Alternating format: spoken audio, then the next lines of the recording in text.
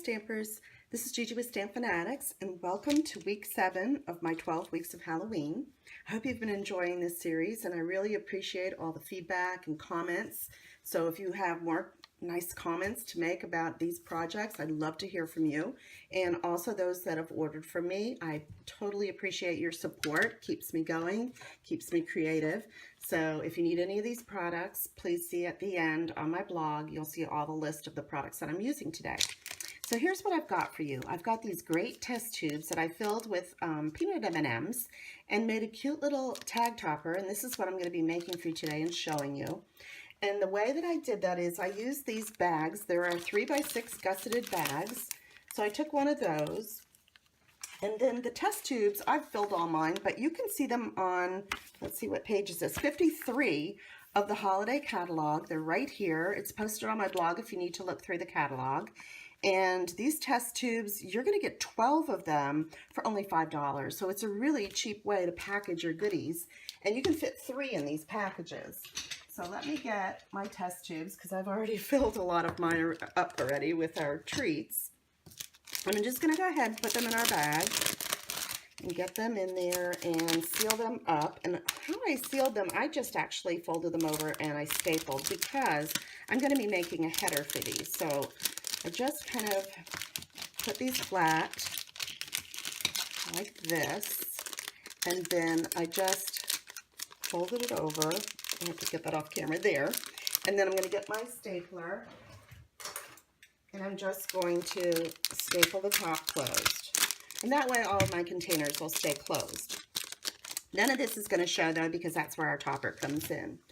So what I'm using for our topper is I'm using a piece of the Spooky Designer series paper, and it has Trick or Treat on one side. I'm actually going to use this striped one, and I measured it 3 inches across and 4 wide, and then I just scored it right in half at 2 inches. So it's actually 2 inches tall, 3 inches wide, and that fits over these bags perfectly. So the way I'm going to attach this is I'm going to use some of our tear and tape because it sticks pretty good. I'm just going to put some strips down at the bottom here, maybe one more. 2 rows, I think will be good. And the same thing on this side. And this is fast and easy to make little headers for your bags. And it just makes them look that much more inviting and fun. All right, so we're just gonna pull these off. And oops, let's do the other side. And this is a striped side, so it doesn't matter. If you have a pattern like you were doing the trick or treat, you would want to make sure that you're writing its right side up. I'm using this side, so I don't really need to worry about that. So what I'm going to do is I'm just going to take it across the top there and stick it down, and then match that on the back, and just stick it down like that. And there you go. Okay, now this part, I actually used 2 stamp sets, so let me show you what I'm using.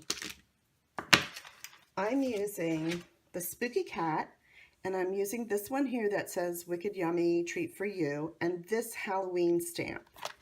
And then I'm also using this pumpkin here from the Seasonal Chums with the matching framelits that come with it.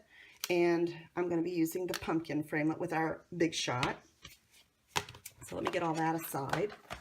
And then I'm using 2 different types of paper. I'm going to use our Shimmering Light.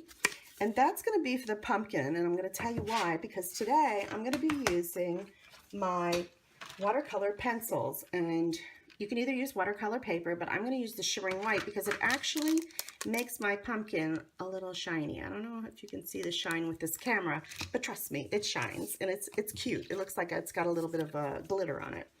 And the colors I'm going to use for my watercolor pencils are, I'm going to use Pumpkin Pie for my orange part. I'm going to use the Daffodil Delight for the yellow, as if he's lit up, and the Old Olive for the green leaves on the front. And don't forget the back. There's a whole back side that you can color, and you can color in the leaves. And then I'm going to blend it with my blender pen. So I'll show you how I do that. I took some of my Memento ink and just inked up my pumpkin real good. And if you want, when you have a big stamp, you want to make sure you're getting good coverage, you can do it from this side and just put your stamp side up to make sure you got a good coverage on it. So I'm going to go ahead and stamp that. good. And I'm going to give that a minute to dry. So while that's drying, let's go over and let's use our very vanilla. And I'm going to take out the yummy, wicked yummy part. And I'm going to put that on one of my blocks. And I'm going to stamp that on the very vanilla.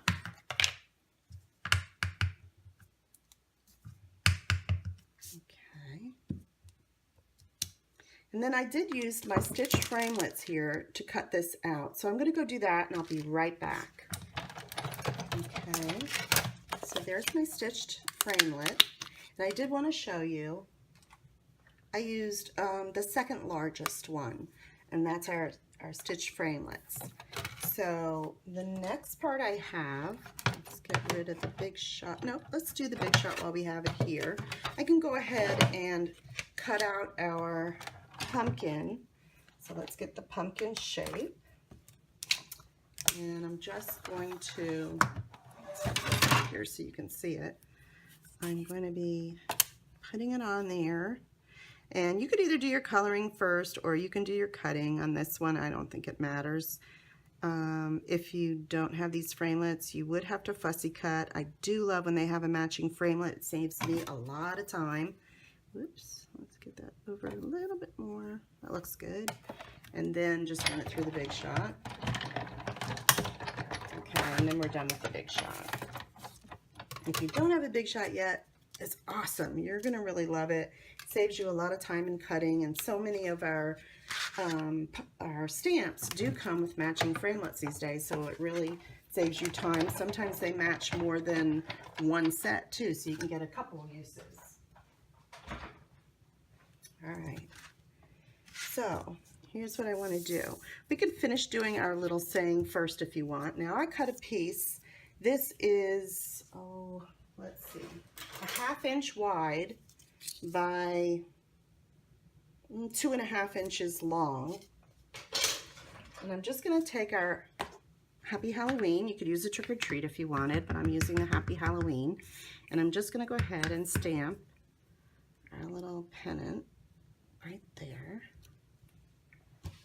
Okay. And then I'm just going to take my paper snips, no fanciness here, and I'm just going to pennant it, which is I cut down to the middle, then I cut from each point to the middle to make the pennant. Same thing on the other side. I just kind of come in for both directions and cut it like that. Okay, so let's get some of this mess out of here. And then I took my dimensionals and I did pop it up. So let me grab a couple. I'm going to put one there and there. Okay. And that was all I did really to make this little sign, but I did add a little bit of bling because I love to add bling in the holidays. And I added some of these wonderful new black rhinestones that we have. So I just took one of the smaller sizes and I added one on this end and I added one on that end, and it just gives it a little bit of sparkle and shine. So that's kind of cool. And then to add this to our header, I just used some more dimensional. So I'm just going to put them on there for now, but I'm not going to punch them out yet. I mean, you know, add them on until I do my pumpkin, because I want to see where I want to position things. So here's how I did the pumpkin. I took my watercolor pencils and I just added, let's see, let's do the yellow. I like starting with the lighter color first. And I added some yellow in his eyes and his nose, just as if he was lit up. And I just sort of did it on the inside. I didn't do the cutout part because to me that's the pumpkin color. Then you can take your